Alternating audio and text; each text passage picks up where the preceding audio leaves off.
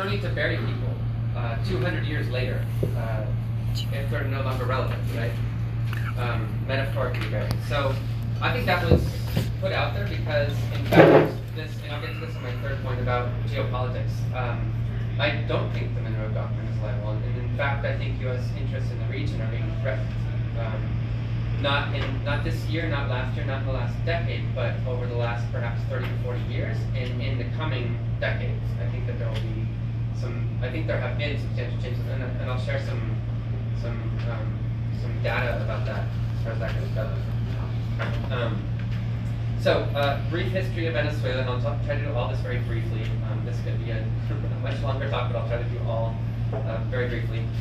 And not to repeat things which are sort of common knowledge, but I think it's important, very important to recognize Simón Bolívar as the sort of intellectual author behind a lot of what's happening in Venezuela right now. He, of course, was considered the liberator of a number of countries in South America especially.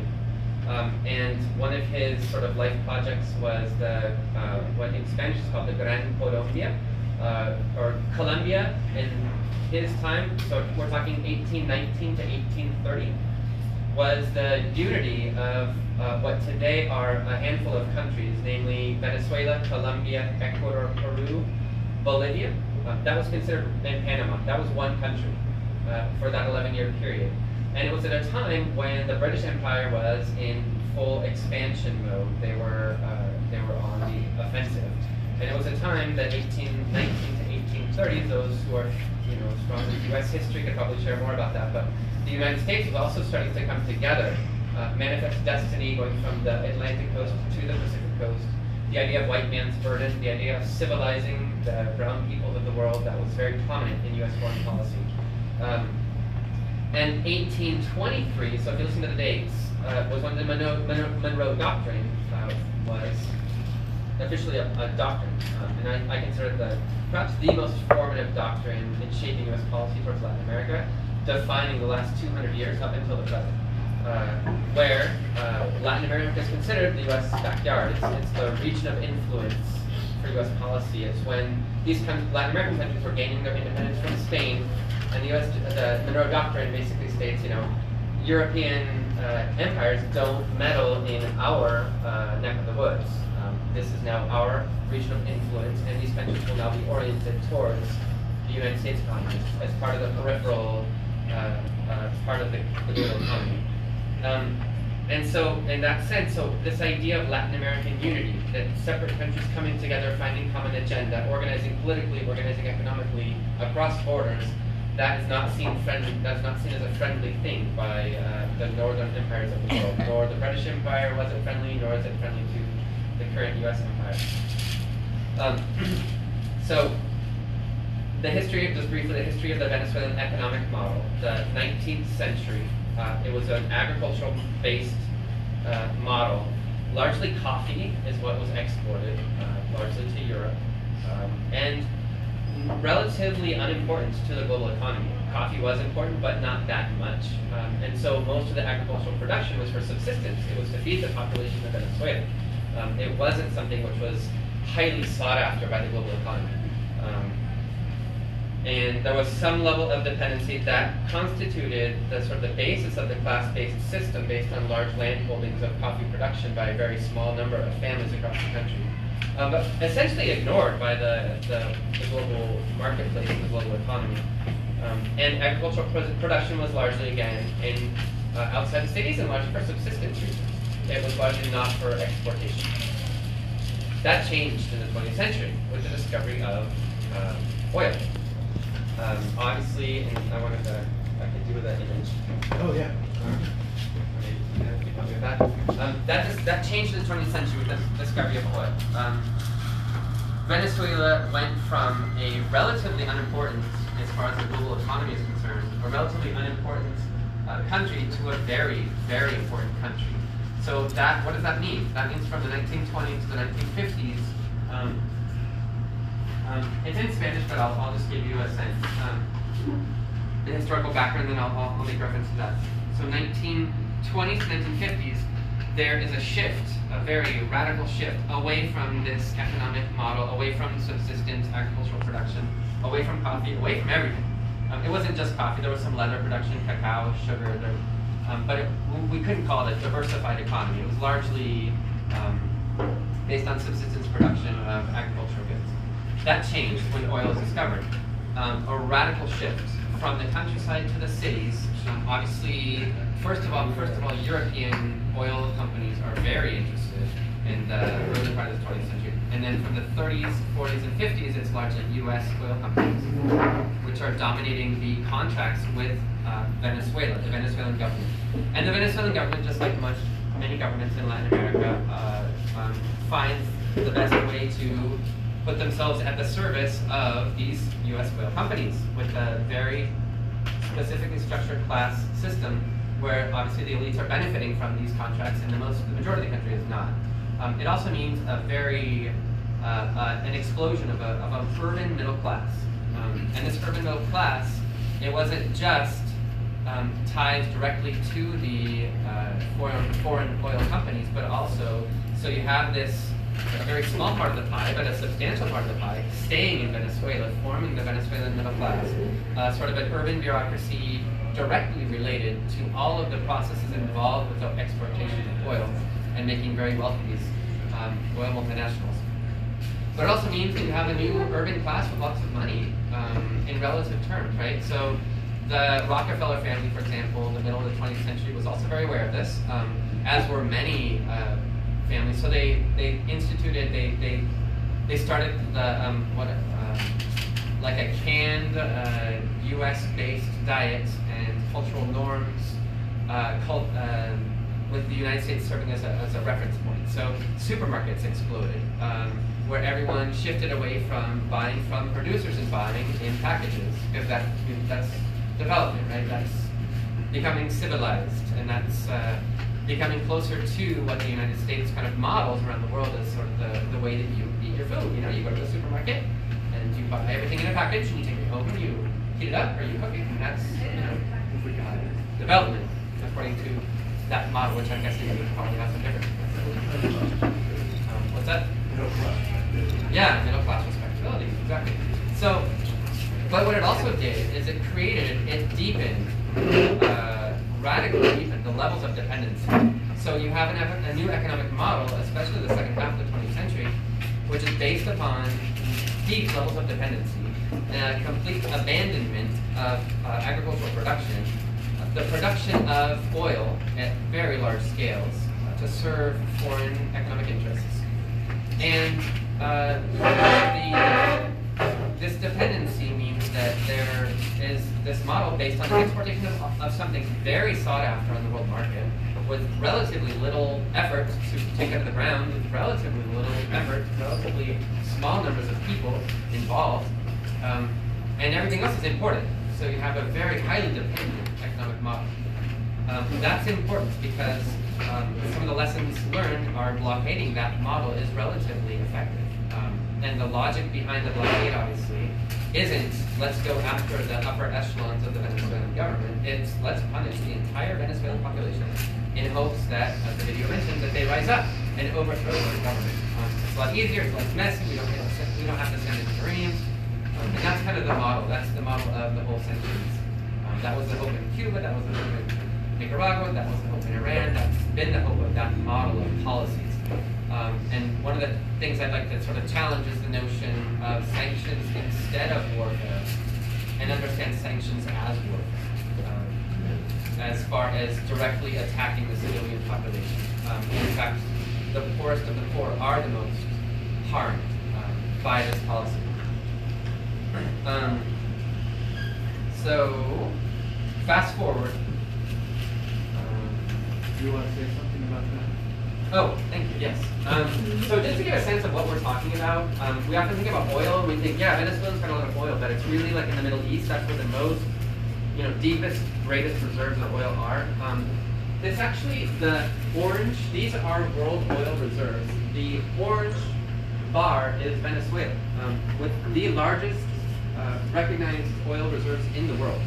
And also the world map helps to look at, first, like how far away the Middle East is, how complicated it is to extract and bring oil from here.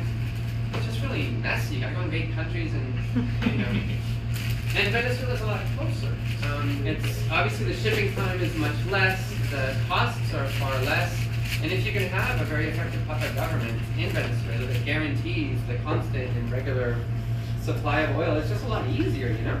And up until the date, obviously the global economy is very dependent upon this highly sought after resource. So we're not talking about, you know, just another country. We're talking about the largest recognized oil reserves in the world.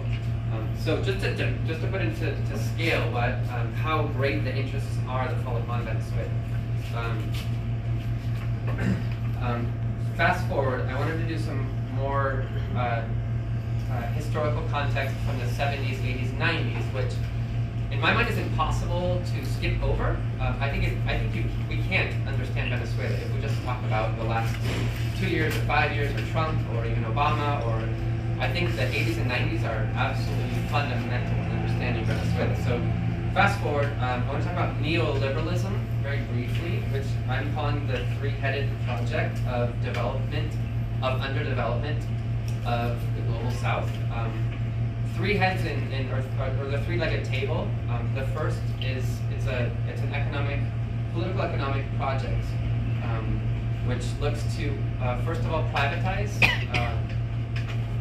nationally held companies in foreign countries or in this country as well. So it's based on privatization first of all. Second, the minimizing or elimination of what's called a social budget or social spending, so healthcare, education, subsidies of agricultural production, transportation. I don't know, there's a list of things which might qualify as sort of social spending benefit, things that don't generate immediate income. So if you're spending a lot on education, that doesn't generate immediate income for those who are spending that money, right? So a local, a municipal, a state government, a federal government spending a lot on education, that doesn't generate an immediate return.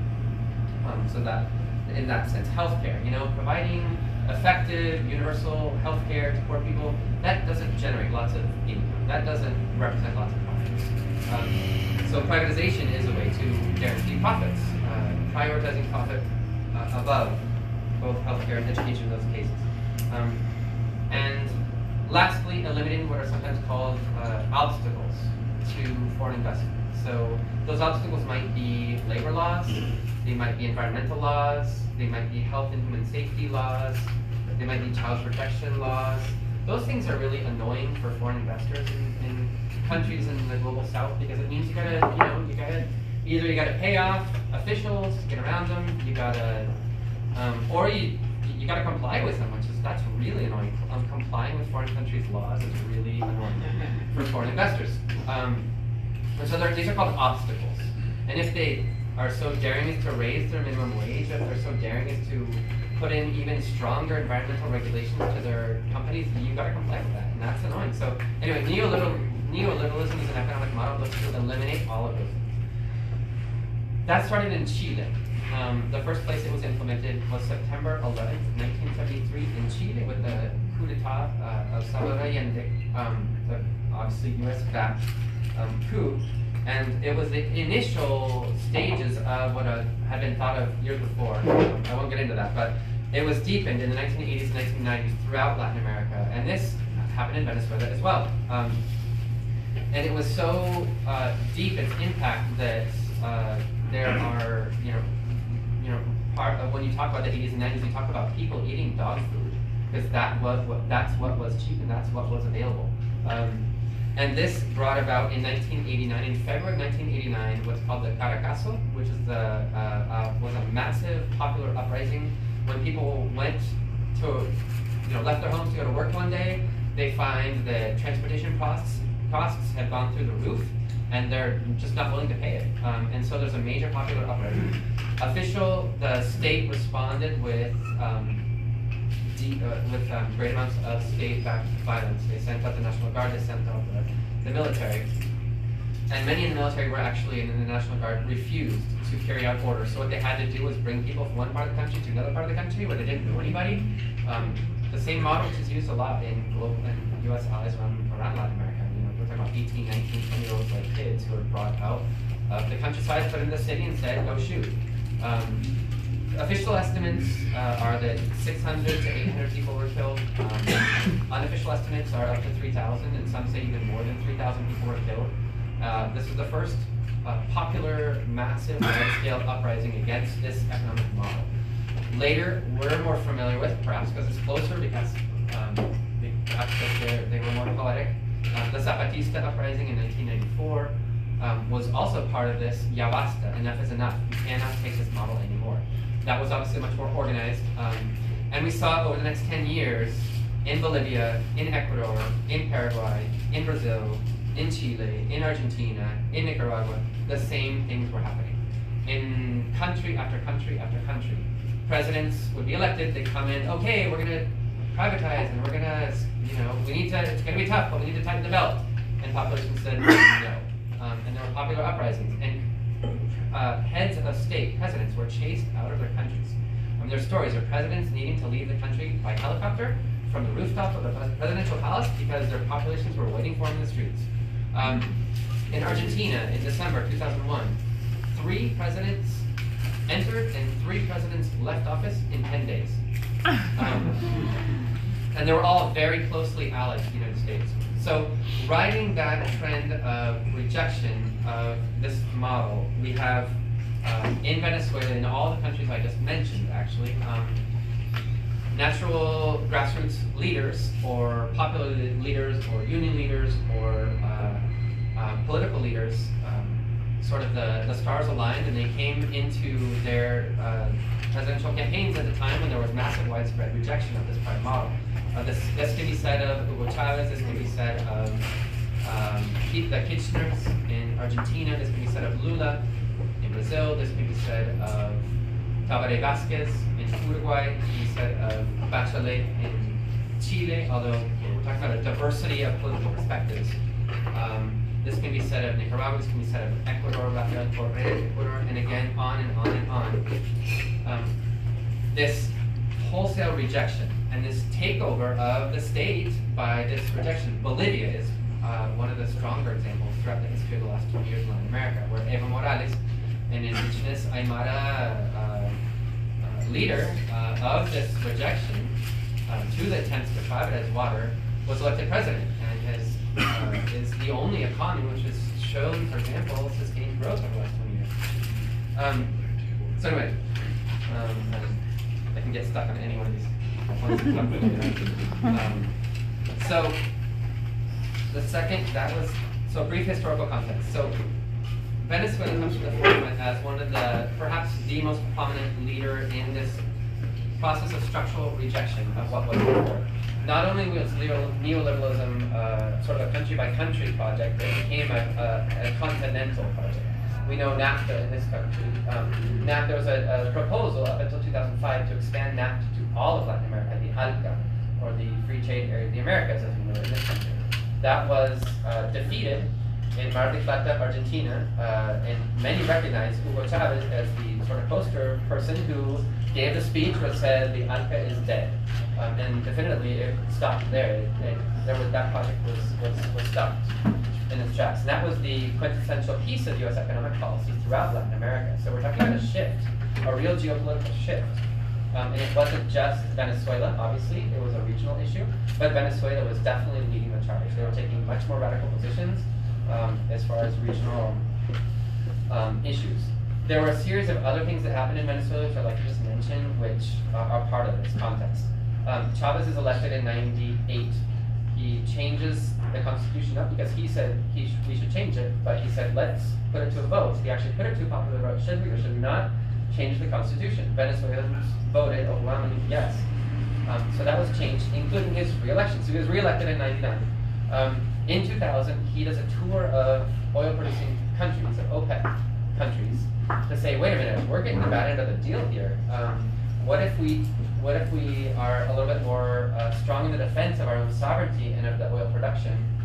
And what if we cut back a little bit on production, which will make prices go up? That's what was agreed to. That's what happened, and prices went up. OPEC countries benefited from that. That on the one hand. On the other hand, the Venezuelan government decided, let's also get a little bit bigger piece of the pie. Because the vast majority of this pie that's represented by oil profits is not staying in Venezuela. It's being it's staying in the profit margins of the oil companies around the world, specifically and mostly in the United States and Europe. So prices go up for oil-producing countries, but also in Venezuela, a larger piece of the pie is staying in the accounts of the Venezuelan state. With that, and with this sort of sovereignty is a very principled political priority in Venezuela. There are a series of initiatives which we're perhaps a little bit more familiar with, those who are closer to Venezuela. So that's when we see the social missions come into being. That's when we see education and healthcare prioritized, and not just prioritized by the way I talked about. We're seeing millions of Venezuelans reaching for the first time as first-generation university students. I teach in university, and most of my students are first generation. They have never had a chance. Their parents, their grandparents have never had the chance to go to university. Cool. It's completely free for them. They actually get a small scholarship to be able to study, to cover some of their life expenses. They have a lunch every single day, Monday to Friday, at the university, at the cafeteria. And the same thing is true about healthcare initiatives. There are 20,000 Cuban doctors in Venezuela providing healthcare to poor people. And a lot of that is covered by this dynamic of larger amounts of money coming into the Venezuelan state. At the same time, there are deepening the relationships with China over the since 2000. That has been part of the reality. So the trade dispute with China right now, actually, I don't consider it either a bilateral issue. It's part of a global scenario, and I think Venezuela definitely plays a part in what's happening. In what sense? So, 1978, just very briefly, China initiates policies of opening up of their economy to the West. They've had very consistent growth since 1978. Year after year, their GDP has there is no comparable country in the history of the global economy that can be compared to China's growth.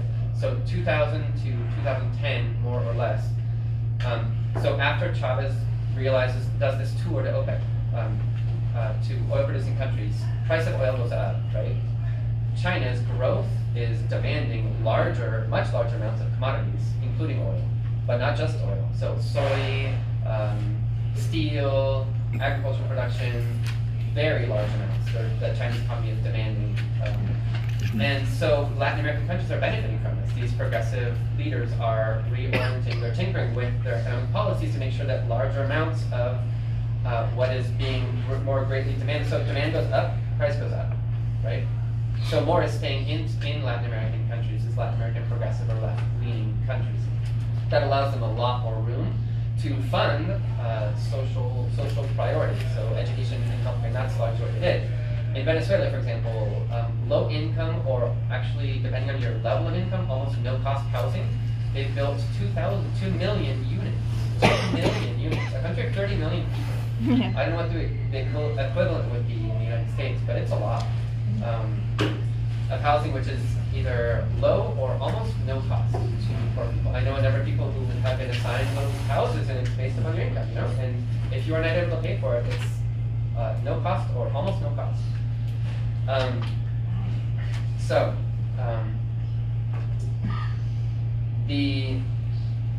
I mentioned China for the following reason. In August, the year 2000, China played a relatively insignificant role in Latin America. I think the primary economies, Brazil, Mexico, Chile, Argentina, had relatively little trade. Relatively little exports were going to China, and relatively little was being imported from China. 2008, 2010, 2012, fast forward 12 years, that changes drastically. With tensions between the United States and Latin American progressive shifts, there are increasing tense relationships with the private sector in the United States and with the US government. And these countries are shifting towards China. So in fact, Brazil, the largest economy in Latin America, 2009, the first semester of 2009, Brazil shifts from having the United States being the primary destination for its exports to having China be the primary destination for its exports. The same tendencies are seen in Mexico, the same tendencies are seen in Argentina, the same things are seen in Venezuela with oil. The same things are seen with copper in Chile. The same things we're seeing all across Latin America. So skyscrapers in China, those are being built in part with Latin American raw materials. Soy, meat exports across the board, oil. Many of these things are now finding their way into the Chinese economy, as they're doing with most of the rest of the world. For those reasons, in my mind, John Bolton feels the need to stay the Monroe Doctrine is alive and well. You know, so that's what we're talking about. Venezuela leading the charge. Obviously, it's very important to punish this good example of a bad example, right? According to U.S. foreign policy.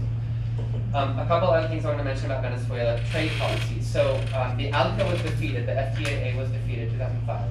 And in those same years, there's a growth, there's something of an explosion of relationships between Latin American countries. So I'll mention a few. ALBA, which is Cuba, Nicaragua, Ecuador, and Venezuela, came together as sort of a very close-knit group of allies and started to establish trade relations based on very different terms of trade.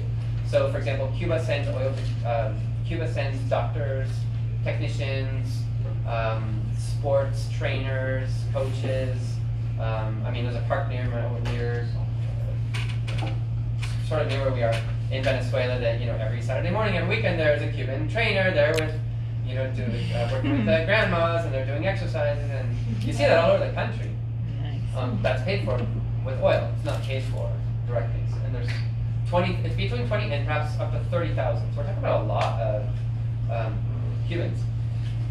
I'll get to that in just a minute. But so ALBA, Petrocaribe, that's an oil agreement with Caribbean nations. So trying to exert their influence regionally, Venezuela recognizes that their oil can be understood as part of different trade relationships, not just who is willing to offer the most amount of money for our oil, but how can we use this diplomatically to serve our natural allies in the region. So this is used at very subsidized, discounted rates to strengthen political relationships throughout the Caribbean, for example.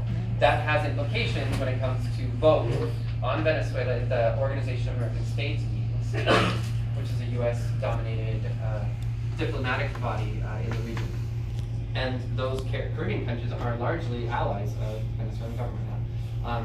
Similar things were reached with others, including here in the United States. I'm guessing most folks have heard about the oil programs in New York or in Alaska or in indigenous communities in the Dakotas, where Venezuelan oil is being taken to people who can't afford heating oil throughout the winter, channeled through Citgo, the Venezuelan subsidiary here. Next issue are the impacts of the blockade. Yes. We are around 30 minutes, just so you know. That is good. No, thank you. Okay, so I'll try to wrap it up quickly. Impacts of the blockade, we saw it there. I'm just not going to talk about it because that can be a whole other talk. But in essence, so the history of the economic model, I think, helps us to understand just sort of macro sociological terms. What happens when a country abandons agricultural production, jumps on an economic model which is very based upon the dependency, and this obviously isn't a creation of the Venezuelan people, right? This is a creation of the global economy, which tells Venezuela what they need to be producing with subservient heads of state throughout the 20th century. A country like that is very susceptible to a blockade because most of what they eat comes from abroad. And it comes from either U.S. companies or U.S. allied companies or U.S. subsidiaries in other parts of the world. And that's very easy to bully. It's very easy to bully countries which are countries or companies which are either U.S. based or U.S. subsidiaries or U.S. allied companies. I'm just going to touch really briefly on U.S. elections. I mentioned. I'm going to use the example of Cuba, the blockade of Cuba. As folks are familiar, 1992, the Torricelli Act looked to strengthen the U.S. blockade of Cuba. 1996, the Helms-Burton Act looked to strengthen and tighten the U.S. blockade of Cuba. The year 2000, the Agricultural Appropriations Bill out of the U.S. Congress looked to tighten up the blockade of Cuba. what happened in 1992, 1996, in 2000 here in the United States? Turns out there were presidential elections. Gee whiz, what a strange coincidence. Turns out that Florida is a relatively important electoral state, as those who are looking at the electoral college map. That's not a coincidence. I think some of the same lessons can be applied to Venezuela. And I've heard people say that actually Trump cares about Venezuela for electoral purposes and for no other reason. And I think that's why we see the entire Republican Party, which is no surprise, but also the entire Democratic Party, which may not be surprising, but even the most progressive or left-wing elements within the Democratic Party are completely aligned with the Trump administration line on Venezuela. I don't know of another issue where that's the case. I think with very contradictory, watered down, attacking Venezuela to be able to mildly criticize the impacts of the blockade. Elizabeth Warren was the only person that I know of, at least. Maybe you all will tell me something different, but Bernie Sanders hasn't said anything. Alexander Ocasio-Cortez hasn't said anything. Really nobody in the Democratic Party has said anything about the impacts of the blockade. I think it's the only issue they line up discipline on U.S. foreign policy towards Venezuela. I don't know another issue that's the case. Ilhan Omar is another one who broke out. Okay, thank you. Has she spoken out against? Yeah, but Okay. again, look at what she's received. Right, exactly. She is very brave for many of the positions. And Gro Khanna has recently. Who's that? Gro Khanna, the congressman. He has recently spoken out against the sanction, the Okay. severity, but Okay. not at the beginning. He didn't. He was right in line. Okay. So, I could go on and on about all these things, but I just want to wrap up so there's lots of time for questions. Lastly, I want to talk about a literary fad I mentioned. What a good friend of mine, Lucas, in Venezuela calls the world's most lucrative fiction genre, is writing about Venezuela. And we see that, I thought that was a very good way to put it, because really it's fiction, most of what we read about Venezuela. I'll just read no, I won't read that. I'll provide a couple of examples of things that have been like seriously discussed related to Venezuela. So, and anyway, the idea that there is state control over media, for example, that's patently false. Most radio and TV is controlled by the private sector. They're the most widely distributed media outlets. Print media, radio, TV, social media, any are privately controlled by Venezuelan opposition. It's not controlled by the state, it's not controlled by a community, it's not controlled by Chavez or Maduro allies. A couple of just examples. I remember they did this energy-saving light bulb program maybe 10 years ago and tried to substitute the less energy-efficient light bulbs with energy-efficient light bulbs, and there was like a door-to-door program. Hey, let's save energy. Let's switch light bulbs. It was thought that these light bulbs were actually sent by Fidel Castro to be able to spy on people in their homes. Nice These technology. 20 to 30,000 doctors and healthcare workers. I had knee surgery in Venezuela, and it was Cubans that helped me with 6 months of every single day knee surgery, recovery, Yeah. physical therapy. So the articles that have come out, and the current administration has stated that these are actually not doctors, although they appear to be. They're actually G2 intelligence officials. The Cuban intelligence agency has 20,000 people. They look like doctors. They look like people working with circles of grandmothers every Saturday to do exercises. But no, they're actually doing. They're undercover Cuban military. The Iranians, there was an agreement with Iran to build a bicycle factory, and what came out of the press, international press, was actually they're building an atomic bomb. They're not bicycles, they're bomb parts. And so Chavez joked about that and said, so he called them the atomic bicycles. And they these are our atomic bicycles for only 183 bolivares. You can also purchase yourself an atomic bicycle. And the accusations are almost monthly. We see something new, which is if you don't live in Venezuela, it's kind of hard to decipher what's real, what's not. Living there, it's a very lucrative fiction genre. It's very well financed. It's very lucrative. There are people who do really well writing fiction about Venezuela, pretending it's fact.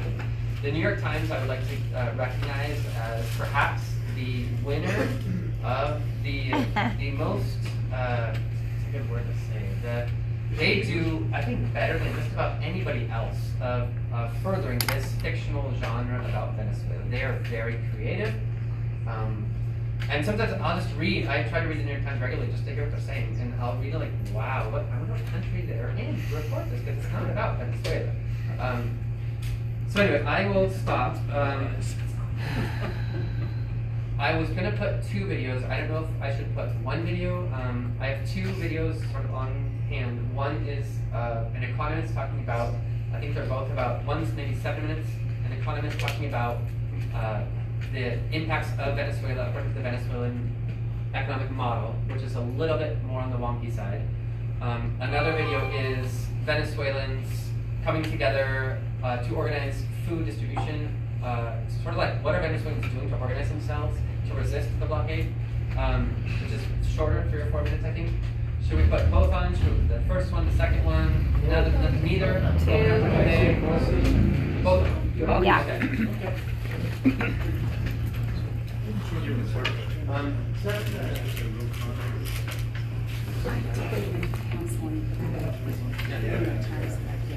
So this is an experience where 181 families in Caracas start to recognize that there's also, just like any capitalist economy in the world, it's the middlemen which tend to take out the largest chunk of food production. So when you don't buy directly from consumers, it's usually the middlemen. That's the case for Venezuelan economy as well. And so they organized to buy directly from consumers. I'm actually part of this organization. So I wanted to show this. What's that?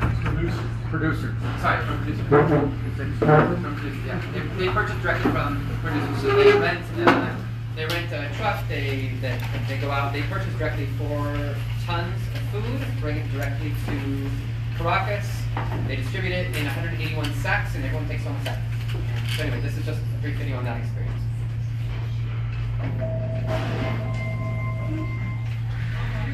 Once a month, 181 families in Caracas, Venezuela collectively buy tons of produce directly from a cooperative in Latin State, 5 hours away.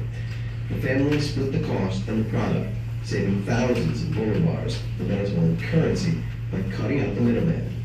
If we had to buy these items in the market or in the street, it would be impossible to afford them. It's a way of surviving the crisis in Venezuela, a crisis that is not humanitarian, but is rooting infinite inflation. A crisis where there is more than enough food available, but the price of that food is way too high. When the vegetables arrive, we unload the truck. And each group has the responsibility of weighing and divvying up each item. For instance, today my group is sorting out the plantains and sweet peppers. They divide up each of the products into 181 groups, 1 pile for each family, and then the party begins to fill each bag. They dance and sing while they pass the fruit and vegetables from one hand to the next, down long rows of people and into each bag. This is where the name of the group Alpargata Solidaria comes from. The alpargata are slippers worn when dancing traditional Venezuelan music for solidarity with the economy they say they're building here. This is a diverse crowd. University professors, microbiologists, small business owners, artisans, activists, journalists, and retirees.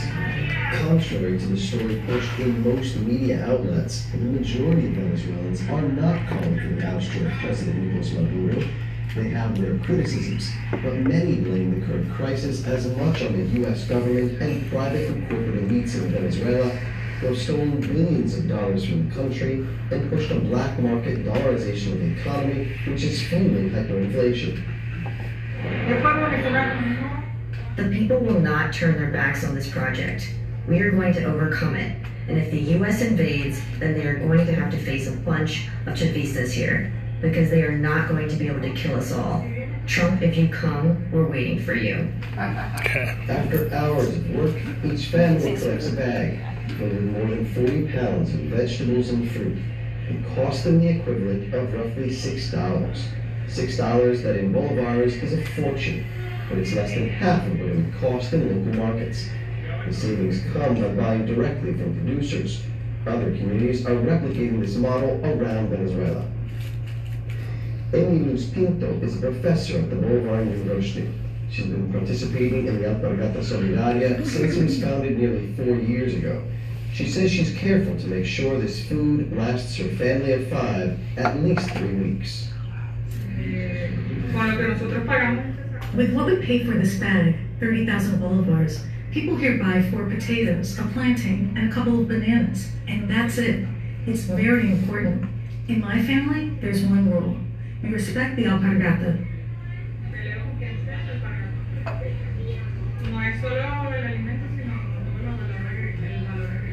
It's not just the food, but the aggregate value and the relations with the people.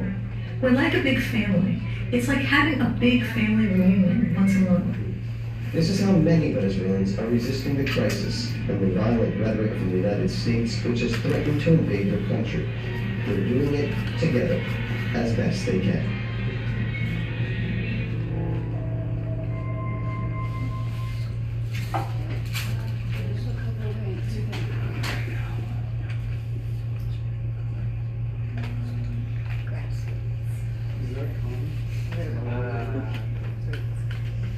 Question is that comment. There are a handful of initiatives, something similar. This is the only one exactly according to this exact model that I know of. There are things that are springing up which definitely represent a rainbow of alternatives, where people come together and buy in bulk, buy directly from the producers because it's cheaper.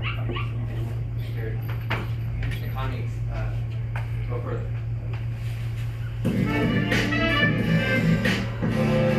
Leading Venezuelan economist is warning of a famine in Venezuela as a result of U.S. sanctions. In a new report, Francisco Rodriguez says U.S. sanctions have crippled Venezuela's oil sector, costing Venezuela about $16.9 billion per year. Rodriguez says a major decline in Venezuela's oil production coincides with the Trump administration's imposition of crippling sanctions in August 2017 and again in January 2019, just as it launched a coup attempt with Venezuela's far-right political opposition. Francisco Rodriguez warns that if the sanctions are not lifted, Venezuela could likely see a famine within 12 months, killing tens of thousands, if not hundreds of thousands of people. The warning is all the more significant given his political background. He is not a supporter of the Maduro government, and in fact served as a top advisor to Maduro's opponent, Henry Falcone, in the last Venezuelan presidential election. Francisco Rodriguez is currently the chief economist at Torino Economics in New York and a former head of the National Assembly's Economic and Financial Advisory Office. He joined me to discuss his new report. If you could lay out for us the core findings of your study on how U.S. sanctions are crippling Venezuela's oil production. Yes, sure. What the report does is that it looks at the effect that the 2017 financial sanctions and the 2019 oil sanctions have had on Venezuelan oil production. And it starts out from an observation, which I made back in a piece in 2018, which is that even though Venezuelan oil production had been declining prior to 2017, the rate of decline accelerates markedly after August of 2017 when U.S. sanctions were imposed. So there are several questions about this, and one of them is, do we know how it would have been, or what it would have been like, how it would have evolved in the absence of sanctions? And there we use several methods. One of them is known as the synthetic control method, basically uses the combination of other countries to try to approximate what we call a counterfactual.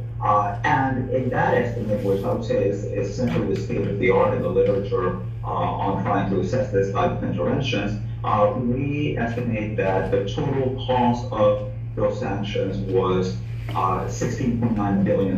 That would be the value today of the foregone production, 797,000 barrels per day.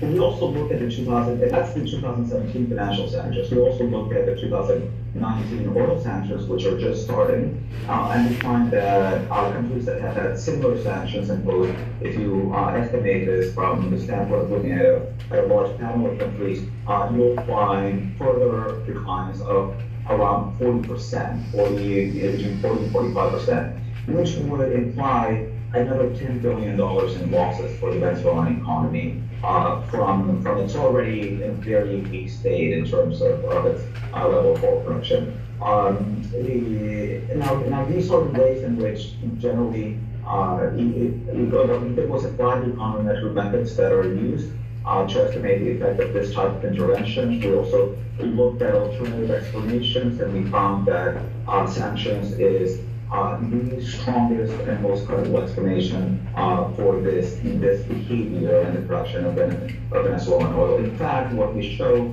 is that the decline experienced by Venezuela after the adoption of sanctions has been unlike anything that has been seen in any other country, except for those involved in wars or in oil strikes. You say that there's a loss to Venezuela of $16.9 billion in oil revenue. Are you talking about that happening over a series of years, or is that $16.9 billion in losses per year? That is yearly. That is so. What the method does is that it estimates essentially what is the permanent effect of sanctions, and it estimates that sanction led to a decline, which occurred gradually, of 797,000 barrels. So that means that at the beginning, in the first year, the cost was not that high because production was falling from 2 million to 1.8 million barrels a day, and down to 1.2 million barrels a day. But after it got to 1.2 million barrels, from there on, we can say that the cost, say in a year like 2019, of the financial sanctions is foregone revenue of $17 billion. So if you can talk more about what that means for a country like Venezuela, which relies on oil exports for 95% of its export revenue, and meanwhile has a very limited capacity to grow its own food. What is the impact of losing so much money in oil revenue to U.S. sanctions? Yeah. Oh, it's disastrous completely. I mean, we're talking about a country that essentially feeds itself on oil exports, and this is the way that Venezuela has been always. It has been exacerbated during the past 20 years. Oil dependence has grown, but this is generally been a country where, even if you look at it from a long-run perspective, more than 90% of its exports have come from oil. And even when you look at the other fraction of exports that don't come from oil, and even when you look at the other fraction of exports. So the reality is, and in this sense, this is a very different economy from others, because it's an economy where the dollars flow into the government, oil is a state-owned industry, and then those dollars are used by the rest of the economy to pay for everything else that it imports. So it really is impossible to cut off the access of the government to foreign revenue, so without cutting off the access of the whole economy to foreign revenue. And that means that the economy cannot pay for its imports. And we're getting to levels now where the economy will not and does not have enough even to pay for basic food imports. And we saw in the last in the last 3 months, we've seen imports fall 60% compared to last year. I mean, Venezuela was already in a deep humanitarian crisis in 2018. On top of this, imports fall by 60%. The imports in the month of April were $303 million. And just to give you a sense of perspective, this is a country that used to import around $4 billion a month. Now it's down to $300 million, so less than 10% a month. And if you use all of those $303 million just to import food and medicines, you would be able to pay just for a third of what the country used to import food and medicines, say that in 2012. So it's completely disastrous. And then on top of it, you have that Venezuelan agricultural sector has also been destroyed, among other things, by years of expropriations, nationalizations, price controls. So it's a very weak capacity to produce. And what we're seeing is evidence that it's being hit hard also by another component of sanctions, which is gasoline scarcity. So So what's happening is that some of the harvest this year is rotting because there isn't enough gasoline so as to be able to transport it to cities. So we're having a double effect. The country can import 60% less, and it's only going to produce around half, even in a positive scenario of what it produced domestically last year. So this means that there is going to be a food crisis like what we have never seen in Venezuela and what we haven't seen in Latin America in a very long time. Is it fair to conclude then that Venezuela could see a famine?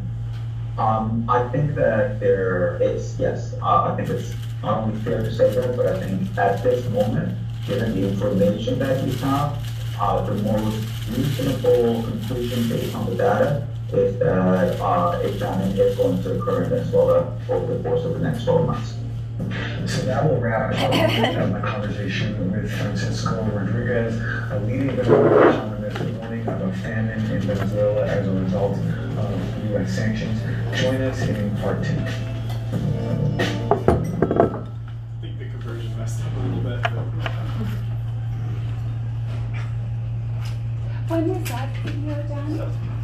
That last one?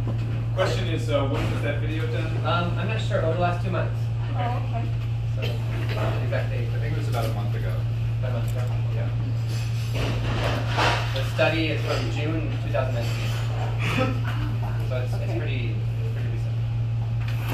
So, right before we open up the stack, and I will write down whose hand is raised so that people who want to talk get heard. Right before we do that, Lynn has an announcement about those receptacles. If you could fill these with cash. This place costs $50, and I think, are we in the red anyway? Well, anyway, hands up. $40. Huh? $40 in the red. Well, no, because we haven't taken anything off the menu. So. Okay. So it's to donate to Hands Off Venezuela PDX, so that we keep paying the bills on the events that we put on. Yes, thank you. I pass this one this way and this one this way. So thanks if you have any cash. Do you want to make an announcement about that box? That's our no docs box. That Nice red and loud. box. Oh, sure. That is our no docs box. That red box in the back. If you guys want to get on our listserv, please go ahead and fill out the information, and then we'll put you on there so you can learn about more events that we're having. Right on. So that is for people who are not on our email list already to get on it. But that brings me to the question. By show of hands, how many of you heard of this event because Hands Off Venezuela sent out an email blast? Okay, that's the. Or how many Facebook. of you heard of this event through an avenue of Democratic Socialists of America? That's also some. Okay, did anybody hear about this event in another way? Jack, Friend. Okay, Facebook. That's a neat way too. Okay, thanks for doing that. So that helps us to know how much need there is really of putting your name in the no docs box. Because if you already got an email to come here, then you'll stay on that list. Matt, you rose your hand. Was that to ask a question? Well, I'm asking her the question if you only take cash. Oh yeah, we only take cash, right? Yeah.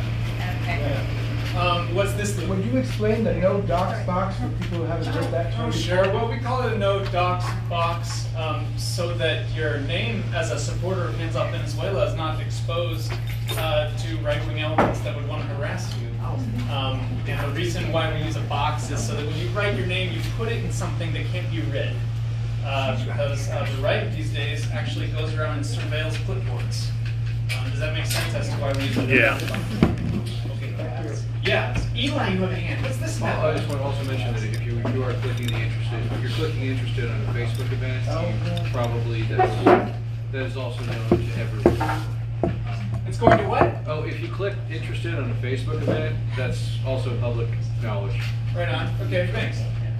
So the stack is myself and Jeremy. Who else wants to talk? Peter, Chris. Whoa. Just, it already went around. Let's just pass it back. Yeah. Who else? All right, let's start with that. We saw. Okay. Thank you. Oh, that's sweet of you. I'm not doing that. I'm going to prioritize myself first. Patrick, thanks for patience with all of our procedure. And my first question is, how is it that you came to be a political science professor in Caracas? Where did you get your training in political science, and what inclined you to do your work in Latin America? And a little bit of your story. Okay, so I'm from Portland originally.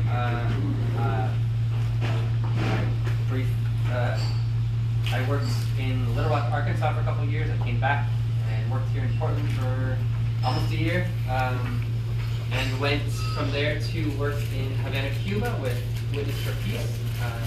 Got all kinds of connections here with folks who know me and met me in Havana. Wow. I lived in Cuba for about 5 years. Nice. And working with Witness for Peace. Left Cuba to go to Minneapolis, Minnesota in the month of January. Contrast. Yeah, a bit of a jump there. And was the regional organizer for Witness for Peace. So did a lot of speakers tours with folks from Colombia, from Nicaragua, from Cuba, from Mexico, around trade issues, around sort of U.S. foreign policy in Latin America in general, which is an incredible educational process. From there, met a Venezuelan woman. Decided to complicate my life a little bit. And we kind of, her visa ended, she was doing a master's degree. We sort of, okay, do we want to stay here? Do we want to go to Venezuela? And thought, you know what, let's go to Venezuela. And that was 2006. 2007, I started working at the Bolivarian University. A month after I got there, I started in the English. I started teaching English. They needed an English teacher, and I know a little bit of English. And they recognized that I knew more than just English, and so they asked me to teach some sort of political science types of classes, first in an environmental studies program, and then the political studies program actually asked me to be part of. And actually, I was actually part of the national directing body of the political studies program for a couple years, and then I'm now just a professor there. I don't know how much of that covers. Thanks. Yeah. Yeah. Thank you.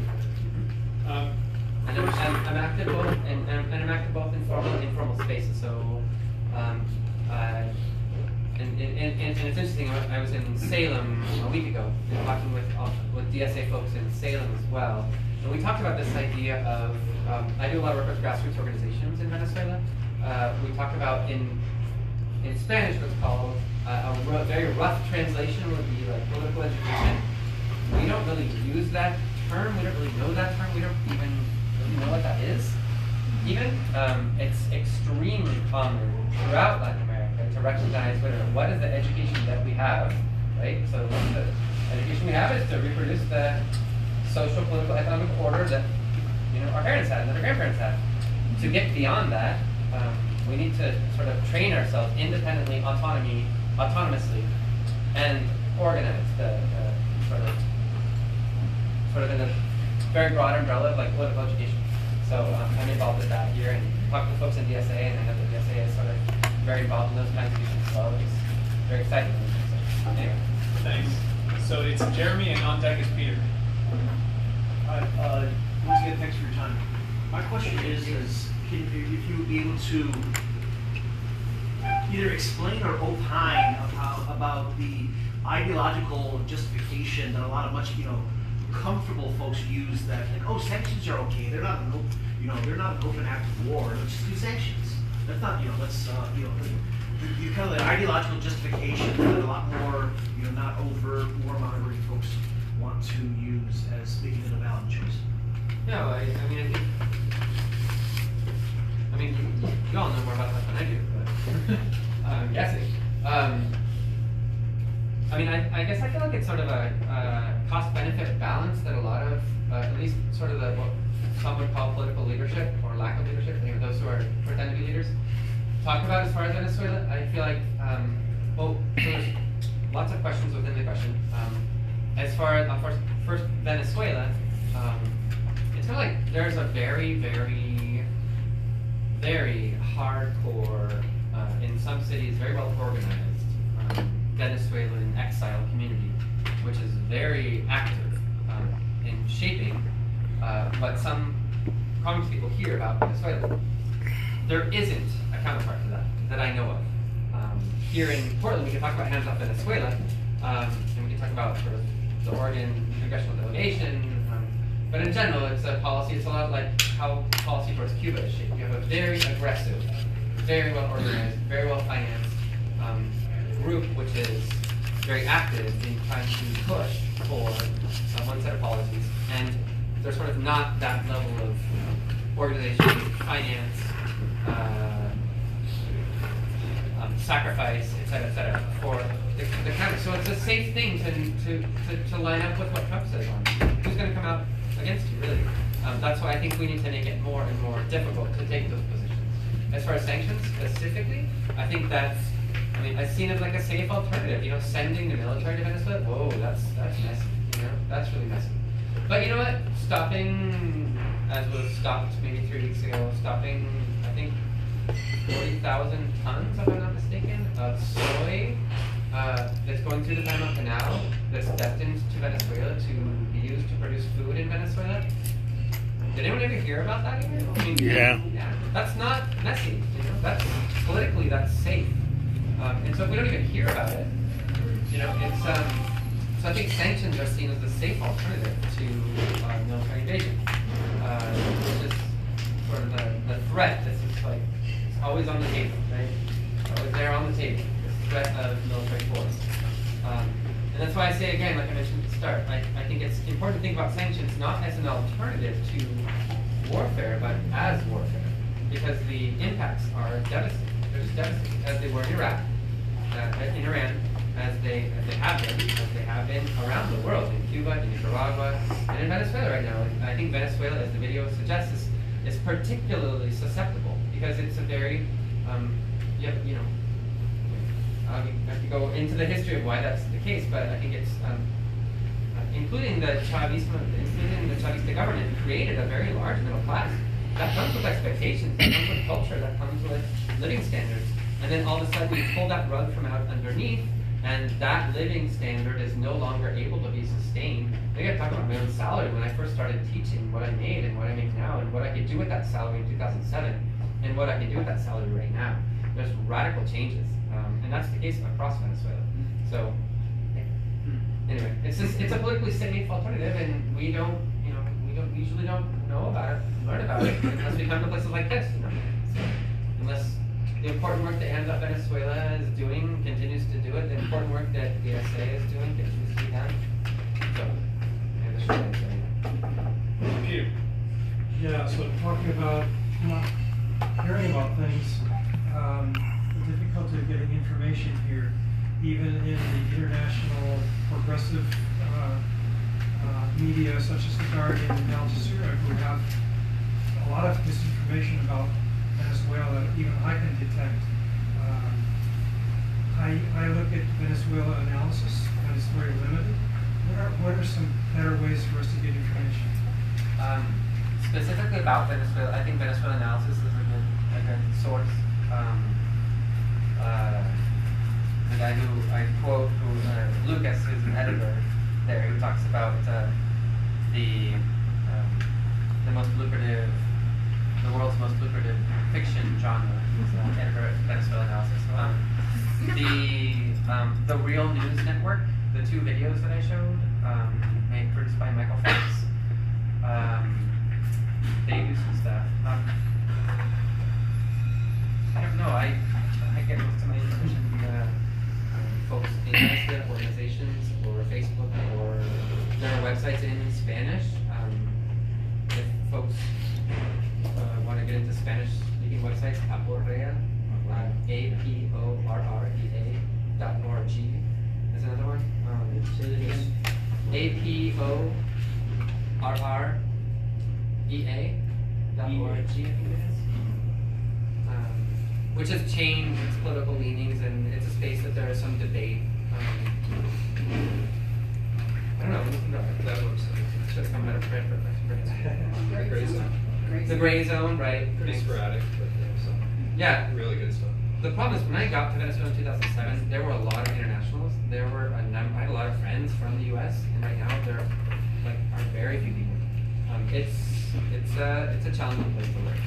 So a lot of people aren't there anymore. So a lot of the foreign correspondents aren't there anymore. So. Great. Okay, we're going to put Marilee at the end of a pretty lengthy stack now, and the next two to speak are Jack and our friend behind Jack. Hi, I'm with the PCAS. And so in 2015, I went to Honduras and people asked us to tell our government to stop sending. Jack, can you say your question so everyone can hear? Okay, people in Honduras told me when I went to the east, southwest border, please don't tell your government to stop sending money to our military. And so we've been lobbying for this. Now, we've got 3 representatives, Bonamici, Luminauer, and DeFazio, who regularly co-sponsor or co-sign legislation or letters for human rights in Honduras. And not much in the Senate. During the election fraud, Merkley made 2 statements, one of them was Jan Schakowsky. And so we've been doing that kind of lobbying. Now, but we've never been able to get any of them to criticize the State Department or the U.S. government. It's like the problem is that government. And so I think, and we just had their foreign affairs person just came to Portland and invited me to meet with him. So a bunch of us went to talk with him. And I'm wondering if you have talked with Merkley's or any congressional staff or have the time to do that. Good question. No, I haven't. Yeah, I think it would be very helpful. As we first got started, we had a meeting and we videoed into their foreign affairs person, and he didn't say anything. He says, "Well, I got another meeting. So I just want to say we want to build on the success of Pine Columbia in the Northern Triangle." Kind of dropped their jaw, you know. And we tried to get on their case about that, and he's gone. And and also Merkley voted for foreign aid to Saudi Arabia, right? All that bombing again. Well, the reasons are, well, first of all, it's not air-to-ground missiles. It's Abrams tanks, so it's okay. Second, they've been an ally of the United States since the 1930s. Third, we need them as a counterpoint to Iran. So it's straight State Department bullshit. No independent anything. So that was and this guy, like, I don't know, Merkley said, well, we should not be making war on Venezuela. But Maduro must go. So we have this meeting with this guy. I said, it really would be very helpful to say that people are entitled to elect the governments they want. So we thank you for saying that. But we could use a lot of follow-up like that. So I'm wondering if you can meet with him or something, because Kelly Borbath is state governor is very helpful. So I think that to bring something, it would be very helpful. Yeah. And Jack, wrap it up. And the other point is, this election year, you notice the progressives have got a lot of traction. This is the time. And what we find is people are really big on domestic issues and immigrants, but getting their attention on anything outside, they've got us brainwashed. So anything we can do to push, make it all there's one movement, the empire works all over. Right. So and they rip off, okay. And they rip off, the whole world is bringing money back here. So we need those lines. Yeah. Thank you. I perhaps don't have as much trust as some folks in the political will of the United States Congress to do the right thing. I'm excited. I mean, I think in times of Trump, when people are comfortable, I don't think that's okay. And I think there's a lot of people very comfortable. And signing bills, I don't think is enough. I think it's nearly enough. And so I support those efforts. Actually, I heard rumors that the DSA might put someone up against Luminauer, for example.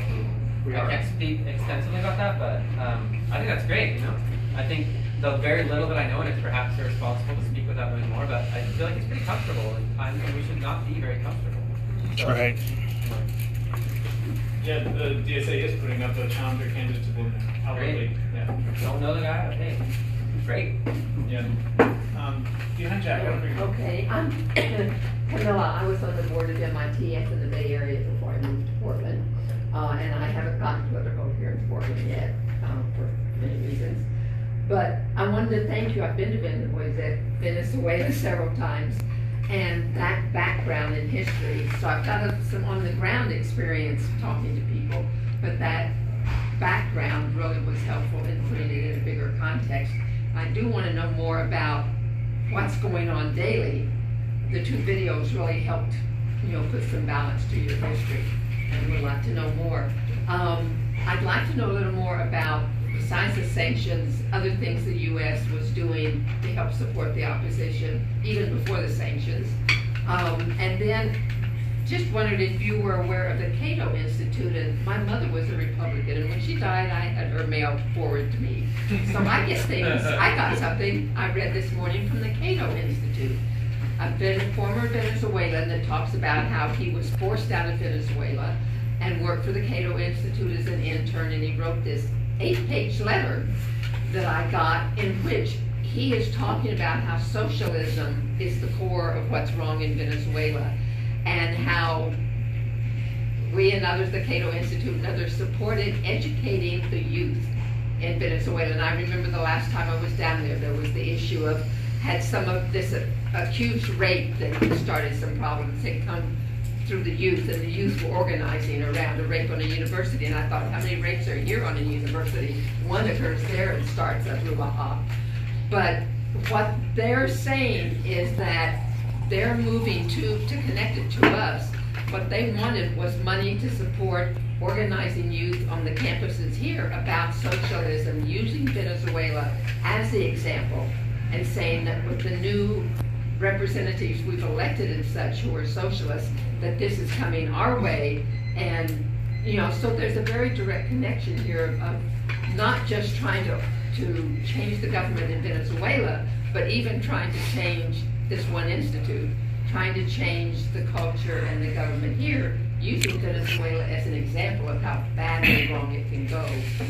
Sure. If we support socialism here. Sure. Well, a couple of things you mentioned. First, other U.S. policies prior to sanctions, that's a whole other talk. I mean, this government has been active since Chavez came to power, and in fact before Chavez came to power. There are books that detail U.S. funding of opposition groups in Venezuela. Entire books that get into great levels of detail about how that funding is channeled, what front organizations are created, both in the United States but also in Venezuela, to channel large amounts, very large amounts of money into the Venezuelan opposition in the name of everything under the sun. You want to name some books that people in general might want to look at? There's one called the Chavez Code that Diego Goldinger, that's probably the most well-known. There are books in Spanish, but I would say the Chavez Code is, if you want to know more about that specific issue, that's a good book to look into, which gets into great levels of detail. And yeah, the Cato Institute, there's a lot of very conservative institutes which play a larger or smaller role depending on helping channel that money. And then the other part of your question was about bringing Venezuela back to the United States. Venezuela's a great boogeyman. When we're living very interesting times, in my opinion, where the Cold War is now a little bit far removed enough so that it's not a very good boogeyman to talk about socialism and communism, because kids these days, they just they don't get scared by that stuff anymore. And so, like, Venezuela's good, like, when you don't, like the whole McCarthyism and the communism, they don't know what that is. That's, a 20-year-old, what are they gonna know about that? And I think we see that in polls where we see large numbers, especially women, who are open to the ideas of socialism in this country. And I think that's, the DSA is one example of many, of how that represents a shifting political culture in this country. So you gotta have a boogeyman somewhere, like terrorism, it works sometimes, and the drug war, they're throwing all the boogeyman possible. If you do like a Google search, I'm sure Venezuela and drug war, Venezuela and terrorism, Venezuela and socialism, Venezuela and, I don't know, stepping and chewing gum. You're gonna. So I think it's a very, and it's been used throughout Latin America. Anyone who has even a moderately reformist discourse in a presidential election, the propaganda is hard and heavy. They're going to turn this country into Venezuela. I mean, it's really hard to imagine this country, in the case of the U.S. anyway, being turned into Venezuela. I think it's pretty far-reaching. But again, it's, Venezuela's a great boogeyman. And they could use that boogeyman to support Trump. Yeah. Talk people. Look what's happened. Look what. So anyway. Okay, Mac, you're trying to get on Stack, right? Yeah. Yeah. Okay, you got it. So we still have a long stack and not so much time left. So good for us to have covered so much ground. But from here, let's be like punchy and concise with folks' comments, just in recognition of how much time we have for this space. So that's the reality. We have Luke, and then our friend in the corner, and then Candy, and then Dan, and then John, and then Marilee, and then James, and then Mac, and then our friend by the door. I'm gonna leave actually. Okay. Well, let's roll with things. I'll be quick. I'll try to be. Yeah, we can. I mean, that's where it stands. Not going to cut anybody off. And as long as we can keep the good graces of our host and of our presenter. But if you have to go before you get on stack, then maybe raise your hand and make sure we have you cut the line. It's a very quick one. Okay. You just mentioned books that are in Spanish. I'd be interested in those as well. There is a Venezuelan economist called Pascualina Curcio, who's probably the most serious investigator researcher. Did you say Curcio? Curcio. Pascualina. Interesting name. Pascualina Curcio. Okay. She's a university professor in Venezuela. She's an economist, probably the most serious researcher investigator on the specific impacts of, for example, the pharmaceutical industry. I've learned lots reading her about. Pharmaceutical industry has received, and we're talking about the biggest multinational pharmaceutical companies in the world. They all have their hands up to their elbows in Venezuela. They're receiving very large amounts of money. They have not lost, their profit margin has not dipped in the last 15 years. The access to the medicines they say they are providing has changed. So she's the one who's sort of like investigating along those lines. So. Thank you. Okay, Luke. I really appreciate your emphasis on not considering sanctions an alternative to war, but actually a form of war against the population. And I'm thinking in light of that, I wonder if you're aware of any movements to have the United States charged before the International Criminal Court for war crimes, and maybe even crimes against humanity, for instituting measures that are denying access of the Venezuelan people to such a basic human need as food and drinkable water. I guess I don't. I've heard of, but it's, I can't really speak about it responsibly because it's more like rumors and things I read months ago, but I wouldn't be able to tell you where they're coming from. But no, I haven't. I think PDX in Portland could get that ball rolling. Yeah, because a lot of people might interpret what I've just said as leftist hyperbole, but actually, if people are in danger of not having access to drinkable water or enough food to eat, that's which they would otherwise have if it weren't for the action of this country, then that's a chargeable, international crime. I know that the Venezuelan government has initiated, I think they're calling it like victims of the blockade, to get people who are directly victims of specific instances where they are not able. I mean, there are 26 Venezuelans right now in a hospital in Italy waiting for marrow transplant.